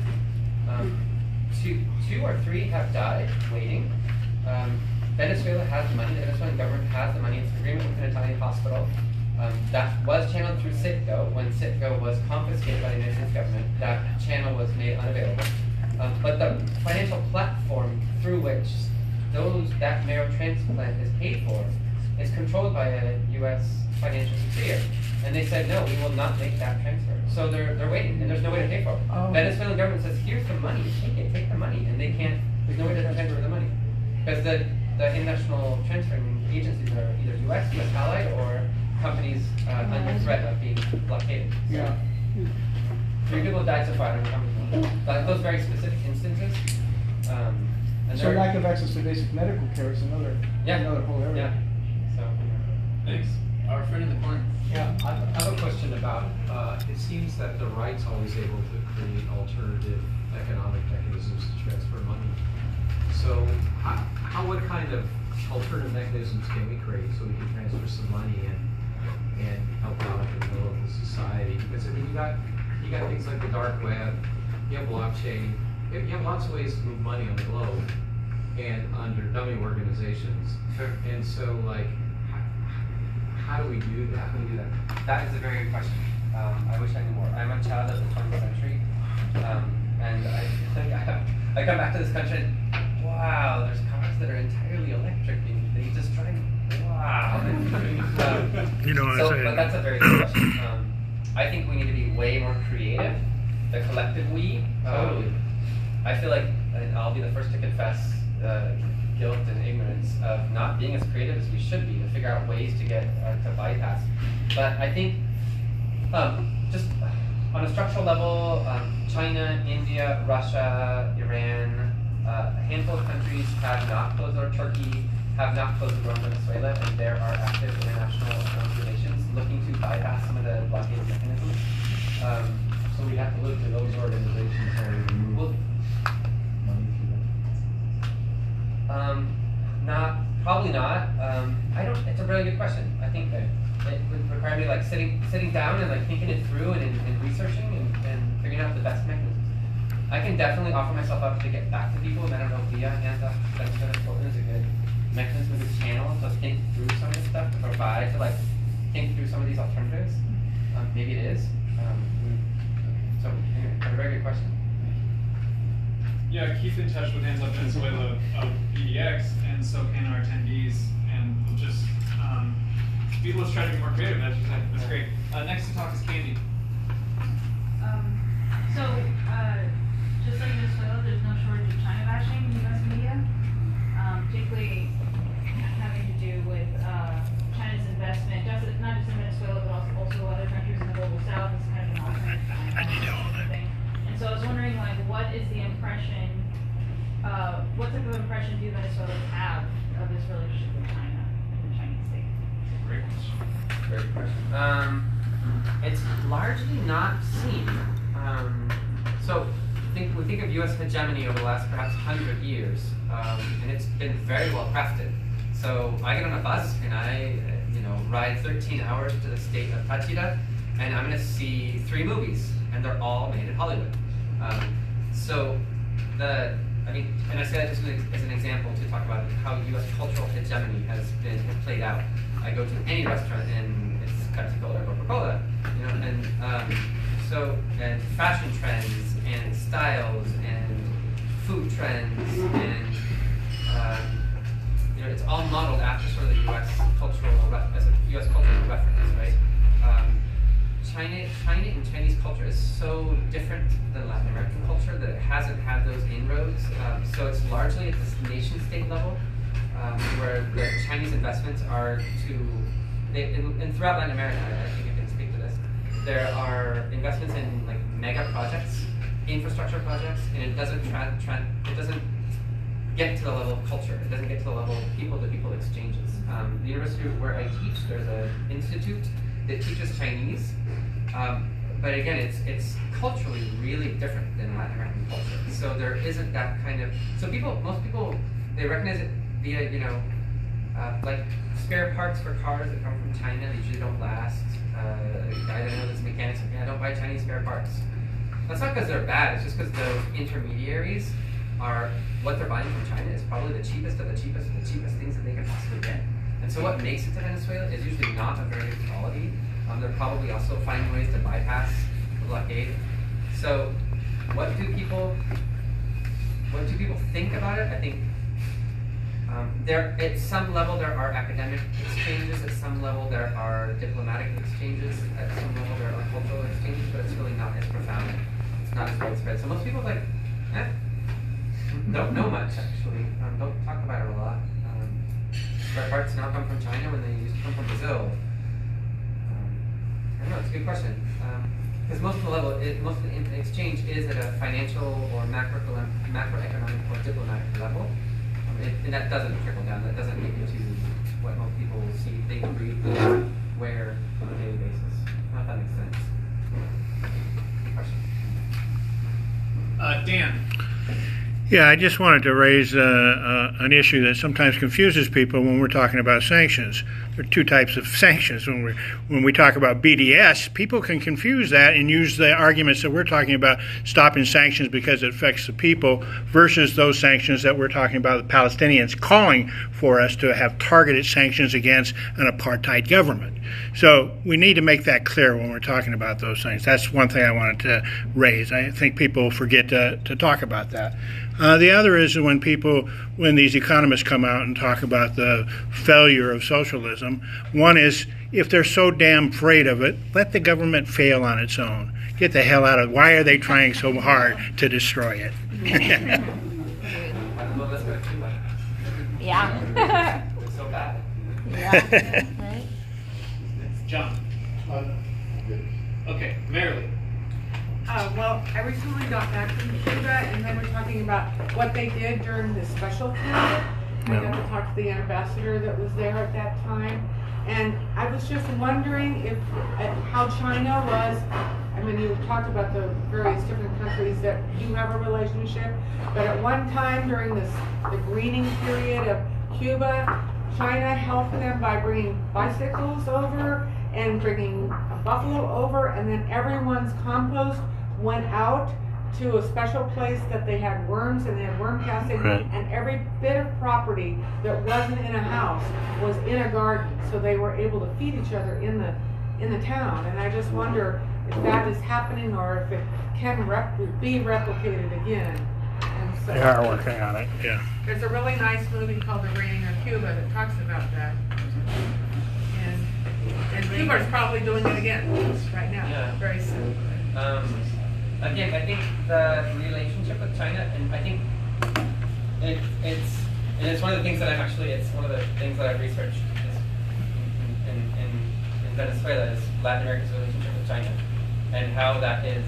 I think it largely is at the geopolitical level and macroeconomic level, financial level, and so like I'd have a hard time saying where is China present in Venezuela with those kinds of like very specific examples of like thousands of bicycles that were taken to Cuba. Spare parts, auto parts are very the cheapest spare auto parts you can find in Venezuela are from China, like, for just about any kind of car. And I can discuss like specific mega projects in Venezuela, in Argentina, in Brazil that are Chinese backed and Chinese financed. I have a much longer answer. I'm trying to figure out like how to, but it's part of it's part of Latin American sovereignty and breaking from U.S. hegemony as far as the IMF, the International Monetary Fund, and the World Bank. And how do you get away from those when your country goes into debt, when you need to borrow? How do you do that? And so I think China has played a very important role economically as far as being willing to maintain its partnership, its economic partnership in different economic terms that would be dictated by the World Bank or International Monetary Fund.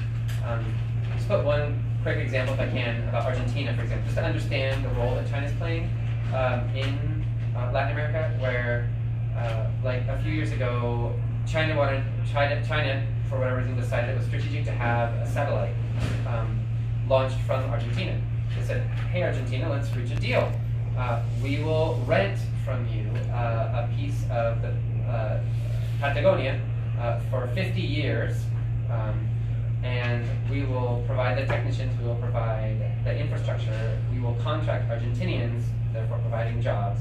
We will allow Argentina to use the satellite for X% of the time, and instead of paying for that rent with yuan, or with pesos, or with the dollar, with the euro, we're actually going to open a line of credit with favorable interest rates to the Argentinian central bank to purchase from China things which the Argentinian government had been purchasing from China over the decade prior.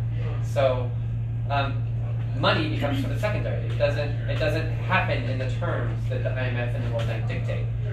So that's also something of a threat to U.S. hegemony in the region, because the terms of trade are not based upon any currency. They're based upon the history of Chinese foreign policy going back to the Silk Road is a win-win. When we enter into exchange with a foreign partner, we're looking at a win-win situation.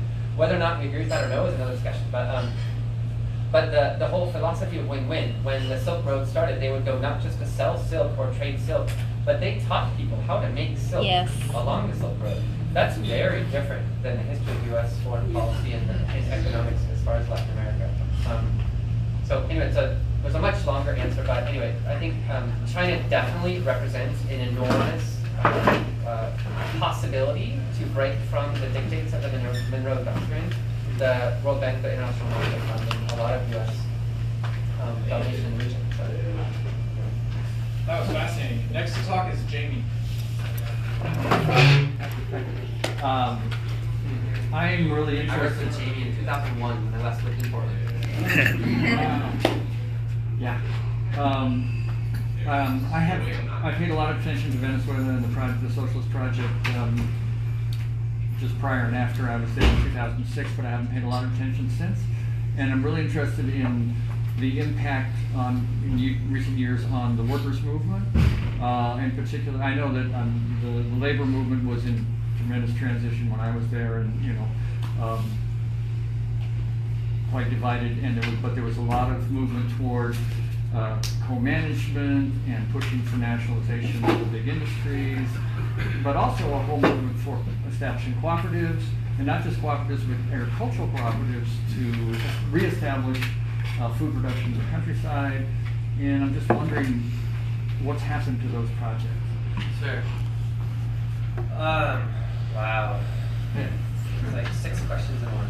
Yeah. Sorry. They're all good. They're all good questions. So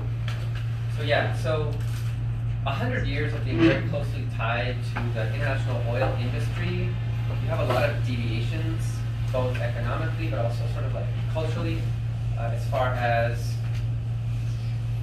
something which is easy to take out of the ground, which requires relatively few human beings to do so, which generates a lot of money into a country. That's gonna distort not just economics but also relations. So things like unions, for example. The history of unions, if you say union in Venezuela, it's usually a bad word. Because unions, what's a union? Those are the people who live off of union dues. They don't work. They enter into agreements with the bosses about how to best manage the workplace, right? And they live very well doing so. So that's what a union is. What's that? The CTV, maybe, but there's the new Chavista-oriented unions, right? Yeah, I mean, it's a very complex issue. But if you talk to most Venezuelans on the streets, union is not something it's not an organization necessarily that fights for my rights as a worker, right? However, over the last few years, there's a parallel initiative called Workers' Councils, which is definitely based upon, and the question I didn't even touch upon was participatory democracy. Here we understand democracy as representative, right? So every 2 years, every 4 years, I go to the polls, I elect somebody who's going to represent me, and hopefully they do a good job. And so participation is every 2 years, every 4 years, I go and I include myself in a booth for 10 minutes, and that's democracy, right? Venezuelans under the last 15 to 20 years have defined a new understanding of democracy called participatory and protagonistic democracy, where democracy happens every single day. It happens in the workplace, it happens in your community. It doesn't happen, as we understand it, as far as representative terms. So in the workplace, it's the same way. Worker councils try to bring together the issues. They function according to like an assembly-based model, where that's the maximum authority is the space where there's the greatest degree of participation by the most number of people possible. That's the maximum level of power and authority that a workers' council would have. And then those decisions are taken up by spokespeople, I guess you might call them, that guarantee the continuance of that political program or of those workplace demands.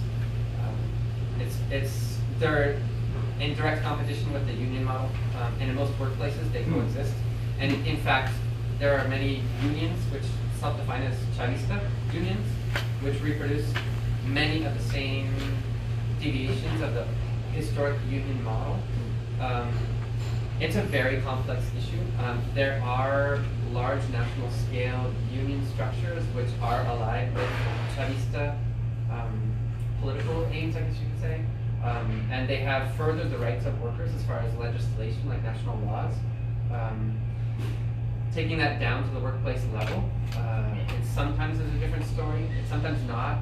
It's a really complex question. There's a lot to talk about, but anyway, you mentioned 2 or 3 things there.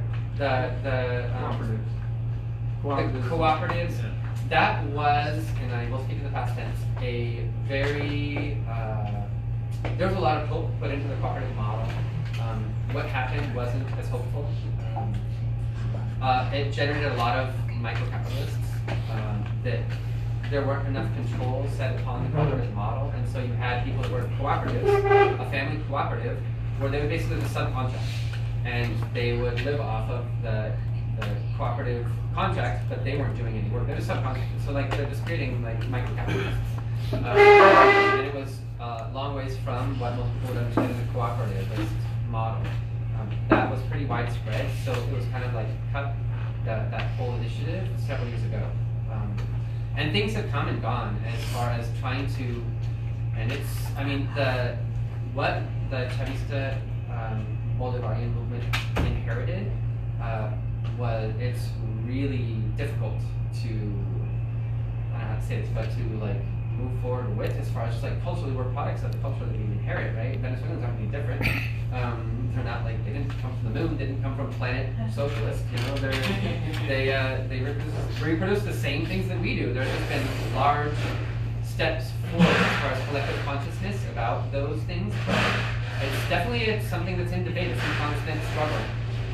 So anyway, it's a much longer answer, but agricultural production hasn't really increased in the country. Well, 300 farmers were killed by the landowners. One thing that I will mention, the commune model is something which is being celebrated as far as agricultural production, both urban and rural communes, and that is something that's seen as the trend set, getting beyond the current inheritance of a bourgeois-based nation-state model, where it's sort of local governance. I can speak to a couple different cities where I know fairly well the communes and the way that they work and operate, and they look to displace local government because of their decision-making processes, because they are based upon a participatory model of participatory and protagonistic democracy. And so they're producing and distributing according to a whole series of values which break from the traditional nation states. Anyway, again, we talked a lot about that too. So, Emery, did you raise a hand? Yeah. Yeah. So that means 3 people want to talk still, and we're also at 4:15. And so I get a little nervous to be able to tell people, you know what, this event's over. Thanks for coming, and you can leave now, because folks are starting to stream out. So just by show of hands, who kind of is looking to be told, hey, this event's over, you can leave now, by show of hands? Or who, by show of hands, wants to let those 3 people on stack talk? Right on. Okay, that answers that. We're going to go to Mac, then Mike, then Emery. I did. So facilitating this. Yes. So I just wanted to mention there's maybe two different ways of two different messages, 2 different kinds of things that can be communicated. One of them is sort of this message we're sort of focused on, which is the learning about the other culture, the message of internationalism, of finding that other culture and learning about it. But there's also another message to communicate, the sort of short, simple message to get out to maybe more people, or the quicker message, the easier one. And I think it's important. The quick message is important to the message about the harsh sanctions and the war making, and right.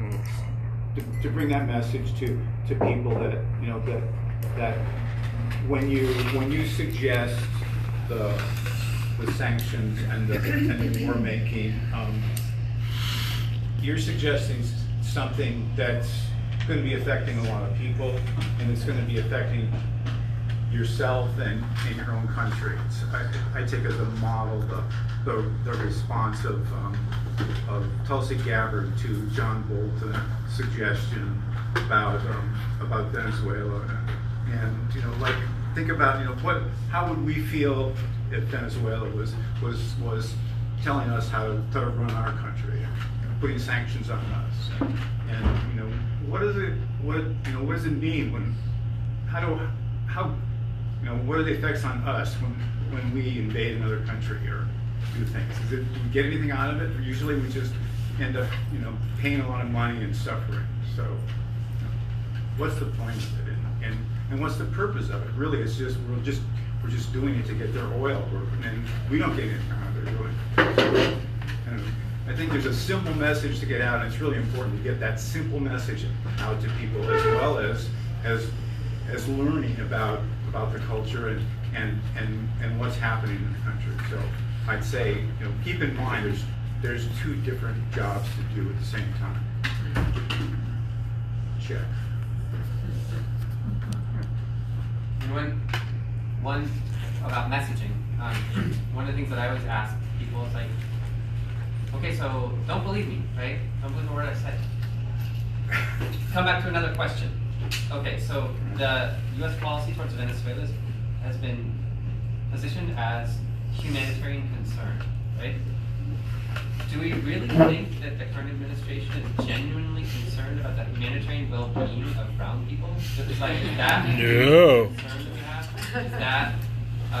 Is that something that we genuinely believe that is a genuine humanitarian concern that's being carried out by diplomatic visits to the public border, to humanitarian aid? I mean, really, with the way that migrants are treated in this country, is that really an expression of an integrated series of policies? My thoughts are no. That not really what's really concerning here. And if it were, let's look around the world, right? Let's look at Saudi Arabia. Let's look at Yemen. Let's look at what's happening in different countries around the world, and ask ourselves the exact same questions. So, anyway, it's about messaging, I think. So don't believe me. That family member with that, neighbor, that neighbor that's like, it's a dictatorship. We're gonna do something about that. Like, do we really? Is that our job in the world? First of all, is it or is it not? That's a whole nother debate. But just a basic respect for sovereignty of other countries. The Carter Center has recognized that the Venezuelan electoral system is perhaps the strongest in the history of electoral monitoring that the Carter Center has done. Right? So that's no small statement. And so if it were fraud, so if Nicolas Maduro was elected via electoral fraud, wouldn't that make the National Assembly elections in 2015 also fraudulent? And wouldn't that make Juan Guaido fraudulently elected as the head of the National Assembly as well? So anyway, there are lots of good messaging arguments that can be made, but anyway, so again, a much longer reflection upon your reflection. So. Thanks. Mike? Yeah, I was just thinking of the message that you were saying, just aside. It seems like golden rule, thing, like what you were saying, would you want people to do this to us? So it just seems kind of, no. So I wanted to ask you about China, and so I'm curious to know, China has evolved or has showed up as the benefactor of sorts, and I kind of think of Cuba and their relationship with the USSR, before that collapsed, and so what I wonder is how much. I mean, I know that conditions are dire there. There's food shortages, medicine shortages. Is the Chinese aid program making a dent in that at all? Are they sending real humanitarian aid to the Chinese? That's one part of the question. I mean, and you're welcome to hit it. So, let me just say the rest. So, is China? How valuable does China see their relationship with Venezuela? I mean, are they really ready to go to the mat for Venezuela here, or are they ready to intervene somehow to protect Venezuela? And on a personal note, how's the medical supply situation there? Because it's kind of what I said. They need medical supplies there. Okay. Those are the 3 bits of it. Thank you. Yeah. Third question first? Yes. Okay. I can talk to you about that. Yeah. I don't at this time have like a list of the prioritized medical needs. That's all right. It's like, yeah, it's for 30 million people, you know? Yeah. But yeah, absolutely, definitely, completely. Okay. So China. Is China willing to go to the mat? Is what I don't know. You know, who knows? China. I feel like China thinks. I feel like in the U.S. people think in terms of presidential electoral cycles. In most of Latin America, the political thinking is on shorter terms. In China, I feel like they think about things in terms of millenniums. Yeah, exactly. Like they're not thinking about the next 2 years or 4 years of Trump's reelection, or they're thinking about 2050 or 2100 or 2200. That's right. You know, so I think that shapes a lot of the way that they define their foreign policy. China has a very So I went to a seminary about a month ago on China. There were 5 classes, and the professor was a Venezuelan who lives and teaches in China. He said, okay, so I have the content of the seminary that I'd like to teach you. That's 2 classes. No, that's 3 classes. But the first 2 classes, the first one's going to be on Chinese history, and the second one's going to be on Chinese philosophy. Because if you don't know Chinese history, and if you don't know Chinese philosophy, you're not going to understand anything about the following content, which is what I really want to teach you about. But I can't teach you about that until you know Chinese philosophy and Chinese history. Right. So Chinese diplomacy is very different than Western diplomacy. You know, I don't know that they go to the mat for anyone, because I don't know that that's how they understand diplomacy. They have been extremely guarded, even in the UN Security Council. They usually don't say much of anything, really, about Venezuela. That has been changing in the last few years, where they're publicly taking positions which are something of a break of the historic, well, in the West we might say, excessively diplomatic approach to U.S. Attacks against Venezuela.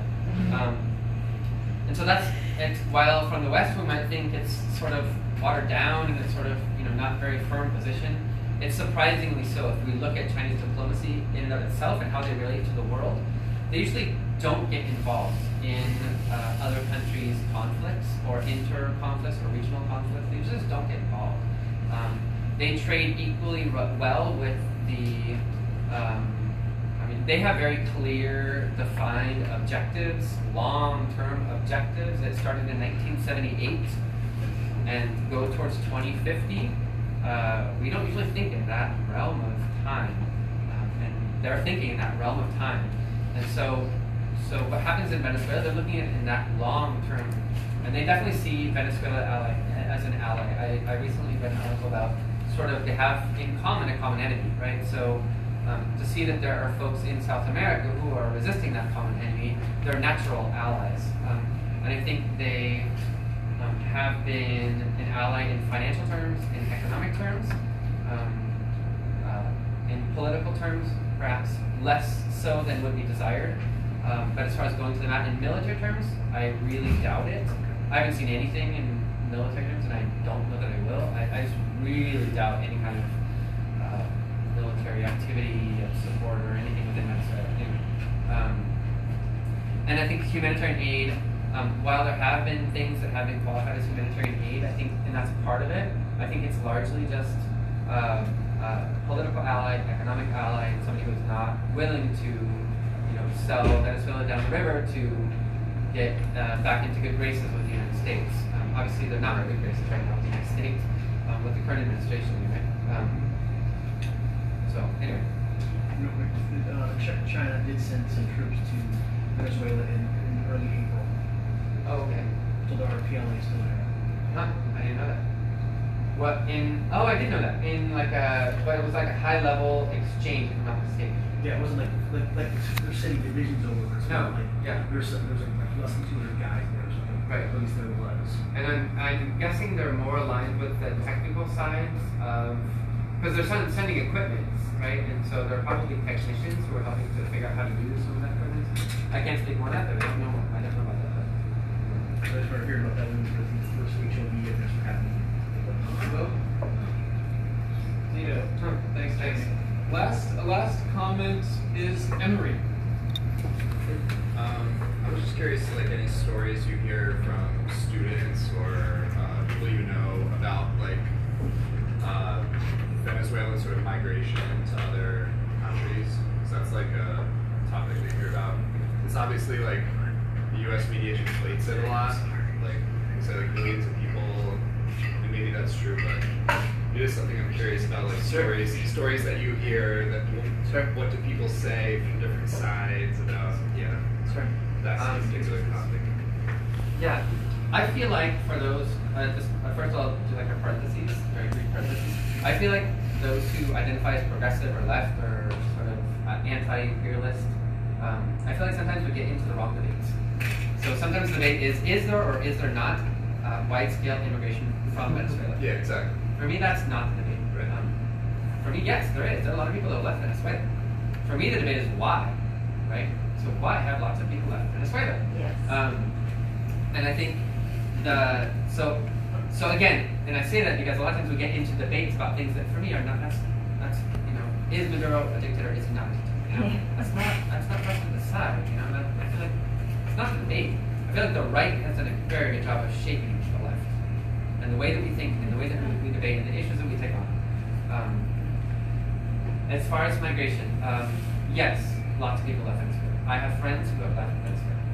I have close friends. I have family members of my wife who have left Venezuela. And I think it's for the same reasons that people leave countries around the world to go to other countries, to find a way to make life a little bit better and a little bit easier, again, I think the videos touch upon some of those reasons why people would leave. Why do people leave Central America to come here? Why do people leave Mexico? Why do people leave countries around the world? Why did my ancestors 150, 200 years ago leave European countries to come here? Because they were looking to make life a little bit better, a little bit easier than they had beforehand, right? And so the same phenomenon is existing right now in Venezuela. In regional terms, we hear a lot about Venezuelan migration. To Colombia, for example, I read an article a week ago. 24,000 babies born to Venezuelan mothers in Colombia. Wow, that's a lot. There are 6 million Colombians in Venezuela. 6 million. 24,000 seems like kind of a small number next to 6 million, right? So yeah, it's happening, but like, let's talk about Colombia. What's happening in Colombia? That 6 million people have left Colombia. And they're not going back, Strange how that might work, but so those are questions that we don't usually ask. So what does migration look like in Central American countries? What does migration look like in other countries? And we can talk about, I remember the state of Oaxaca, Mexico in the early part of the 20th century. 200,000 people a year were leaving the state of Oaxaca, Mexico to either go to Mexico City or come to the United States, largely. Those are things. So, is it a phenomenon? Yes, it is. I have been personally affected. I know people. I've seen relationships that have had to make very difficult decisions. I know moms who've gone to work and dad stays a year or 2 or 3 with the kids. Imagine separating yourself 2 years from small kids, 3 years or 4 years. They are very painful and difficult decisions, but people around the world are making those decisions all the time, right? And so I think the difference is the media platform through which we hear about this stuff. It's blasting at us all of the time.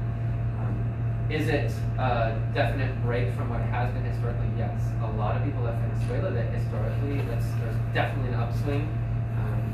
Because life in Venezuela right now is not easy. Is there a lack of money in Venezuela? No, there's not. There's lots of money in Venezuela. It's being very closely held by the traditional ruling classes that have always had lots of money. You can go to restaurants in parts of Caracas, and there are lines to get in, and you sit down and you pay twice as much as you pay at a nice restaurant in Portland, Oregon, which in Venezuela is a lot of money. And there are lines to get in. So there is not a lack of money. It's just a lack of how that money is distributed, just like most countries in the world, right? So why don't you do something about that, you know? It's not a party. I don't want to call it a party. I'm calling it an organization. Like that, like redistribute. I don't know, it's just coming to me right now. Maybe break up the, I don't know, vast concentration of wealth in small hands. I don't know. I'm just thinking of it. Maybe I should do something about that, you know? Anyway, I'm not a member of the DSA, by the way. So, I have a couple of closing comments. Please. Couple things. Yeah, number one, like I'm open to being in touch with folks if they have questions. I found that WhatsApp is a convenient way to get in touch. And I don't know if there's a Venezuela group, but it makes sense to do it via organized channels and not sort of something happens and 47 people, hey, what's going on there? But via organized channels, so it might be interesting to figure out ways to maintain in touch if that's of interest. Second, I've been in touch with folks who have suggested, hey, you should do a speakers tour. And I thought, never thought about that. I've organized lots of speakers tours to invite Latin Americans to come to Venezuela, but the whole visa issue, that's kind of a tough one right now, given there are no diplomatic conditions and there's nobody, there at U.S. Embassy, it's not there anymore. And so I'm sort of like exploring the idea. If something were to happen, would that be of interest here in Portland? Sure. This is somewhat on an informal scale. I prepared myself a little bit, but like Michael Fox, the guy who produced the videos, I've been talking with him about making a 15-minute video which brings together some of these issues, but also other issues and some analysis.